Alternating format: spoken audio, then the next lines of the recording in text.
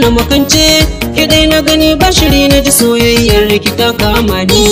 Na zamo na kiran yin so na zuwa na makance, kidai na gani bashiri na ji soyayyar ka ta kama ni.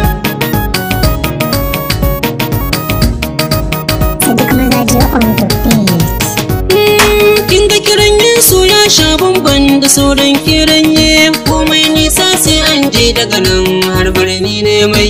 Na ji kira na amsa ya ce in zo gunki da gaggawa, tarbar da zaki mun ban san girki ko da ya sha mai. In kika furta mun kalmar so da bakin ki wayo daɗi, zana yi alfahari dan a rayuwa ta kin yi mun komai. Domin da tattausan muryar ki so ya kira ne, sautin ya sana je dukkan uzuri na ban yi da wasa ba. Kai na gani tuntuni a cikin mafarki na fi ka jin daɗi na zuwa na zo zauna, na rasa mai zama in nuna farin ciki na, ganin ka ya sa na saran cikar burina.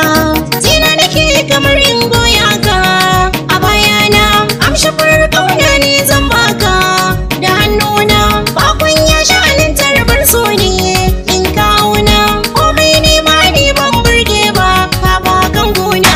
Kin yi mun komai bari na ba, tarbar da kika yi mun ya nuna zami rayuwa tare. In na faɗa miki yadda nake kaunar ki zaki mamaki, akan ki ban tsoron a kira ni da zarare. Sanda nake maki inda za a yi zanen yanayin girman sa, tofin siran duniya sai sun kare. Gani da ke mahaɗi ne na rayuwa, in za a yi saka dole haɗin allura da zare.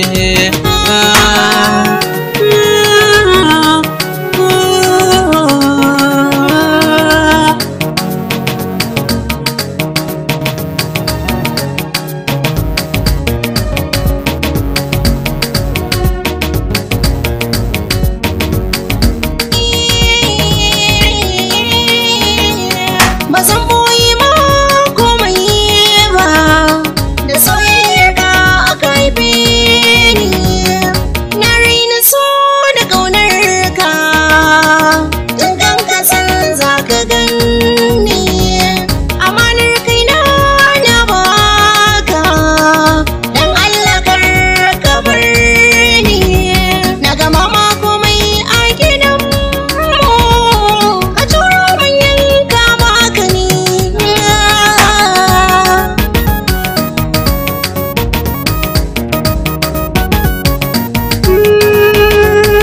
Na jamu na kiran yin so da zuwa na makance, kidai na gani bashiri na ji soyayyar ki ta kama ni.